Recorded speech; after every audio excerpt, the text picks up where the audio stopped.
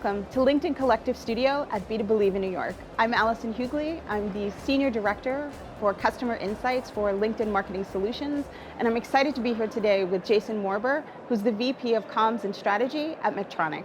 Today we're going to talk about business at the intersections of society and social issues and how organizations are evolving to manage an increasingly challenging media environment. So welcome, Jason. Excited to have you here. It's my pleasure to be here. So we'll start with the first question, which is we recently conducted research that found that 75% of C-suite executives and B2B buyers feel that if they've been exposed to thought leadership, it has prompted them to consider a product. You're in a very interesting seat as a head of communications, which is that you need to think about thought leadership resonating with audiences beyond the buyer. And really curious how you think about that expanded set of stakeholders that you have to think about when formulating your thought leadership strategy. Great question. The main way I think that we think about is lots of little universes. Rather than one giant universe, it's a lot of little universes. Actually, if you look at, again, I geek out on the stars. The telescope it looked like it was dark sky, and turns out there's a million galaxies in there. It's kind of that approach that everywhere we think there's nothing, there's probably a lot. So the idea is, how do you map that? So what we try to do is we work off a key insight, which is people want to hear from real people. And once you have that, we got to find the real people.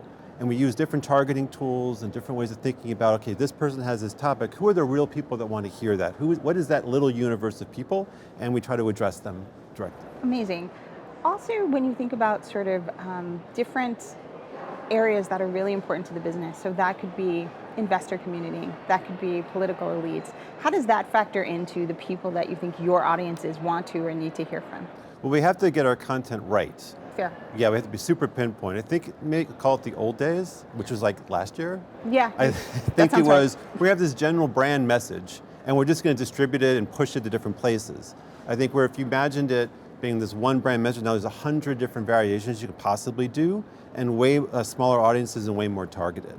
So there's more work on the front end of the design, let's say, of a program. I think in the old days you have a brilliant idea, now let's push it.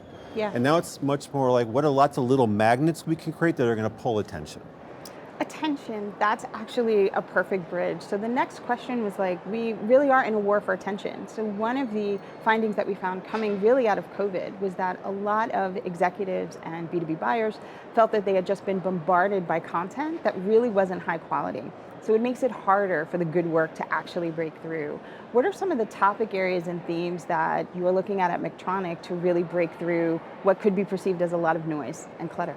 Sure, and I think one thing to add, in our experience, is that it's the extremes that tend to work. Again, there's sort of like fuzzy middle, not so much, so you really have to get to the edges. And I think on one end it's like super dorky, super geeky. We might call it nerdy but cool, but it's like way out there, right? And the other one is like big human heart, like love and affection. These are the things that seem to break through. So either we get like super dorky, super nerdy, it's like, wait, what is that? Yeah. Or it's like, oh, that really matters to me. And we kind of do those two edges. Now, again, we're a regulated industry, so sometimes you got to be careful on those edges, and we end up getting towards the middle, but we really try to go to those edges when we do that stuff. I absolutely love that you brought up the edges and you brought up what would be sort of messaging that speaks to the cognitive, but also the emotional.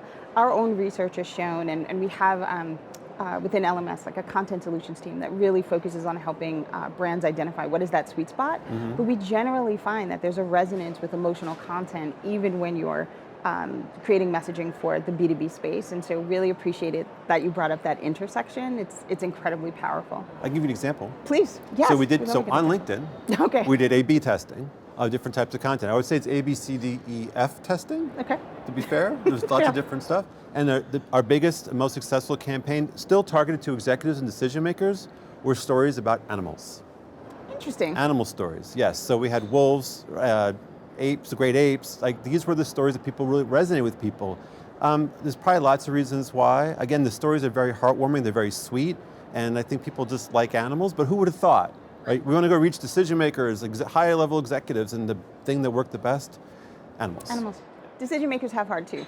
Yes. So Up in that right corner of that human, right? I think that's fair. Yeah. Very fair. They were not interested in the details. They were like, nah, details, not right now, but animals, yes. But it's one of those classic statements where they say what you remember is not all, you remember how things make you feel. And so I think that's really important, even in the B2B space. The other piece of resonating and attracting attention is also what are the different formats? And so we've done quite a bit of research that's looking at the formats that are resonating more, definitely more attention being paid to video, events. I'm just curious, how is Medtronic evolving how you are actually bringing forward your messaging to critical audiences? Yeah, video is the answer.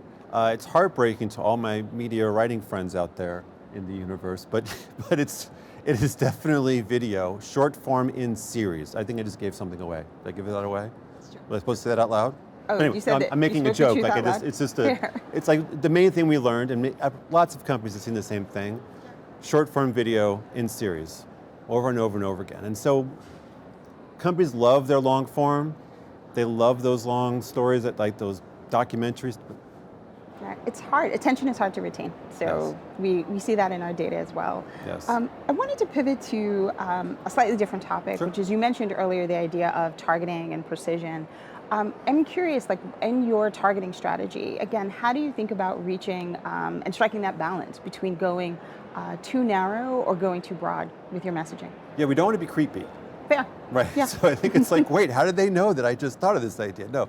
So, well, a lot of research, a lot of work, a lot of charts, a lot of 2x2s. I mean, is there a whiteboard around? Like we could probably start to sketch this out. But the main thing is to do more of that design work in the front end rather than during the process. So if you think about an old school design process, you want to get all those answers up front. As much information, as much intelligence, as much you get, and then go do your thing versus like, oh, we'll go this and see and see and see. It's much more about getting that research done. So we do a lot of research. A lot of research. That's amazing. Decision intelligence is at the core. You know, that's near and dear to my heart.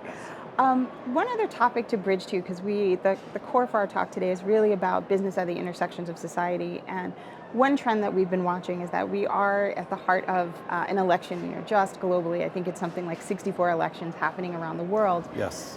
Really curious about how your organization thinks about being able to speak to and target more nuanced stakeholders like political elites, for example. Like, do you bridge past into targeting that audience when you're thinking about your thought leadership strategies?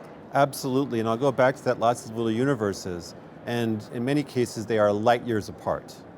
So as a global organization, how can you take your messaging to other organizations and individuals that are light years apart? So we try to go to the fundamentals. We have a mission at Medtronic, and so we will just go back to our mission. And the main thing about the mission is we are a healthcare technology company that just helps people survive, live, be healthier, stronger lives. And so if we go back to that as our fundamental, we're here to help the world live. We appreciate you. It doesn't matter where you are. It's not an issue for us. We just want to help people, right, be stronger, be healthier, and live more powerful lives. And clearly, Medtronic is doing an amazing job, again, being recognized by Ethisphere as one of the most ethical companies. So thank you for that. We try. So the flip side, though, in terms of like hitting all the right markers, is also the need for communications to play a role in protecting the brand from being an attack surface and the broader organization. I'm just curious, like, as you think about your methods and your partners, what are some of the tools and resources that you're increasingly using for decision intelligence? Well, there's lots of social listening. Okay.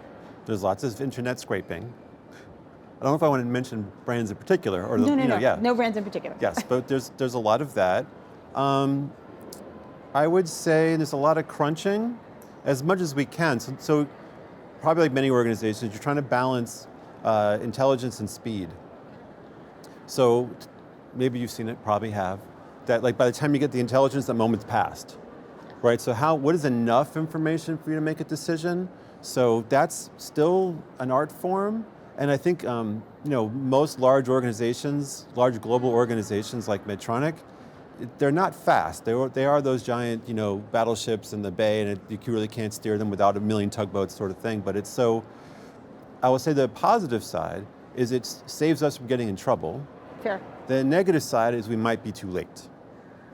It's striking the balance Yes. always on that front. And so I think from our standpoint, would agree with you. I think intelligence from many of the points you've made today, when you think about business operating at the intersections of society, it plays a role when you're developing your campaign. It plays a role when you're understanding the industry and at the highest possible altitude, that critical intersection where you're looking to mitigate risk, when you're looking to get involved in perhaps touchier subjects.